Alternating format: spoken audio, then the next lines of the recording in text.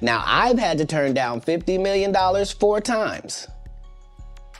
4 times. Diddy's nightmare is far from over, and it's turning into the kind of storm you can't just dance your way out of. Whispers are turning into receipts, old allies are flipping, and now some of the biggest names in music are getting dragged into the fire. This isn't just drama. This feels like the walls are closing in.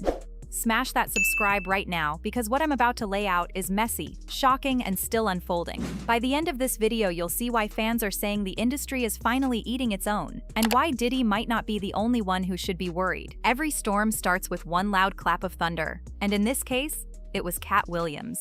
While most of Hollywood stayed quiet, Katt pulled no punches. He stood on stage in interviews, even on podcasts, and flat out said what others only whispered behind closed doors. The industry is built on manipulation, power games, and offers that come with a price you don't want to pay. Katt told us he walked away from millions, and not once, but several times. He claimed the money was easy, the opportunities were right there, but the strings attached? Dangerous. We made love. We made love. Who you made love with? Diddy, Bow Wow, Busta Rhymes. You just told me you see Busta in the airport too. That motherfucker try to act like he didn't know you. You smashed Drake. Said it wasn't about what you gained, it was about what you had to give up. Your peace, your freedom, and sometimes your very safety. And one name he kept circling back to? Diddy. According to Katt, Diddy isn't just a music mogul, he's a gatekeeper. You either play by his rules, or you don't play at all. Katt even hinted that Diddy's empire was less about business genius and more about leverage, knowing people's secrets, pulling their strings, and using them when it mattered most. At first, people laughed Katt off, called him bitter, called him paranoid, but now, with every new lawsuit, every new headline, fans are starting to say, maybe Katt wasn't crazy after all. Maybe he was the only one brave enough to speak the truth before the rest of us could see it. And here's where it gets wild. Katt might have lit the match, but he wasn't the only one feeling the flames. Because right after his warnings, fans started connecting the dots, and one of the first names dragged into the spotlight was YK Osiris. After Katt Williams dropped his truth bombs, people started looking at younger artists with new eyes. And one name that came up again and again? YK Osiris. Now remember, YK was supposed to be the next big R&B breakout. He had the label push, the blogs hyping him, and songs charting. For a second, it looked like he was about to cement himself as the next generation's superstar. But then, everything flipped. Scandals hit him back to back. Viral clips made him look like a joke instead of a serious artist. Instead of headlines about music, it was headlines about him embarrassing himself. And people started asking, was this just a young star making mistakes? Or was he being positioned to fail? Because here's where the pattern gets spooky. Every time Katt talked about the industry's puppet game, fans saw YK Osiris as a perfect example. He had the fame, he had the money, but he didn't seem to have control. Almost like someone else was pulling the strings, deciding when he'd shine and when he'd fall. And notice this, when YK hit rock bottom, where were all his so-called friends in the industry? Nobody threw him a lifeline, nobody defended him. Instead, they stood back, let the memes fly, and let his reputation sink. And that's when fans started saying out loud what everyone else was thinking. This doesn't feel like an accident, this feels like a setup. And just when people thought this was only happening to rookies like YK, another name popped up, a global heavyweight who nobody expected to see, tied to these whispers, Burna Boy.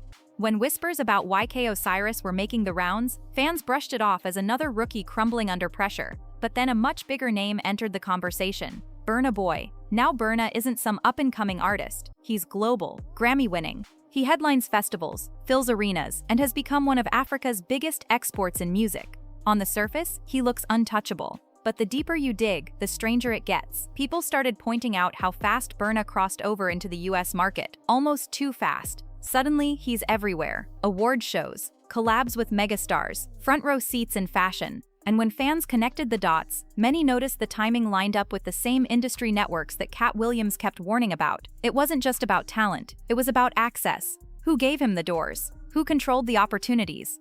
Because the more people looked, the more they saw Burna's rise tied to the same circles that are now under fire in Diddy's world. And once those rumors hit, fans couldn't unsee it.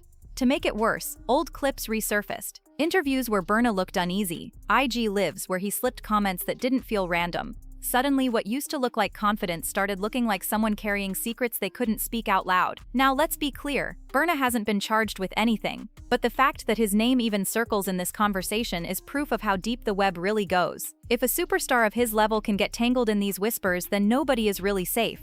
And if Burna Boy's name shook the fans, the next one nearly broke the internet. Because when Meek Mill got pulled into this storm, people realized this wasn't just about Diddy anymore. It was about a system that's been running for decades. When Burna Boy's name started swirling around, fans were shocked. But when Meek Mill got dragged into the storm, it felt different. Because Meek wasn't just another rapper. He was supposed to be the voice of the streets, the fighter against industry control. He built his reputation on struggle, independence, and calling out the system. But here's where it gets messy. Behind the scenes, whispers started that Meek wasn't just speaking against the machine. He might have been caught up in it too. Fans noticed his constant flip-flopping. One minute, he's exposing shady label deals and warning new artists not to get trapped. The next, he's cozying up to the very same moguls he used to criticize. Even his collaborations and sudden PR shifts felt like someone else was guiding the playbook. And here's the real kicker. Insiders claim Meek was invited into the same elite circles, the ones Katt Williams warned us about. The same doors that seem to open only if you agree to their rules. And every time Meek seemed ready to break free, something always pulled him back. Now, nobody's saying Meek was a mastermind in this, but the fact that his name comes up in the same breath as Diddy, Burna Boy, and YK Osiris has fans convinced that this storm isn't random, it's strategic. And if someone like Meek, who built his brand on being a rebel, can get roped into this machine, then it proves just how powerful and controlling these forces really are. But if you think Meek's story was surprising, wait until you hear the next one. Because when Orlando Brown opened his mouth, he didn't just spill tea, he poured gasoline on the fire. If Katt Williams was the first spark, Orlando Brown was the full-on explosion. For years, Orlando has been dismissed as crazy, someone who talks too much, too wild, too unpolished. But in the middle of this storm, fans started going back to his interviews, and suddenly his words hit different. Orlando didn't just hint, he named names. He pointed fingers at some of the biggest moguls in the industry, including Diddy. He painted pictures of secret parties, backroom deals, and a lifestyle where control wasn't about contracts, it was about leverage. And while people laughed at him before, fans are now asking, was Orlando really crazy, or was he too honest for an industry built on silence? The most chilling part? Orlando described the exact same patterns Katt Williams mentioned years earlier. The power plays, the manipulation, the way artists get pulled into situations they can't escape from.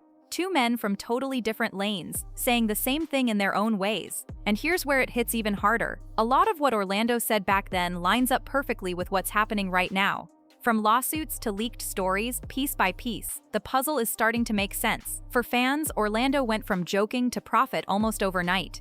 The clips that were once memes have turned into receipts, and every time his name trends again, more people start digging into the claims he made about Diddy and others. But Orlando wasn't the only one bringing the heat, because while he was talking loud, another insider, this time from the legal side, was dropping hints that made everything even more disturbing. And that brings us to Bryce. While Orlando Brown was making noise in interviews, Bryce stepped into the picture with something Orlando didn't have credibility in the courtroom. Bryce isn't a comedian. He isn't a former child star. He's someone tied directly to the legal side of these cases.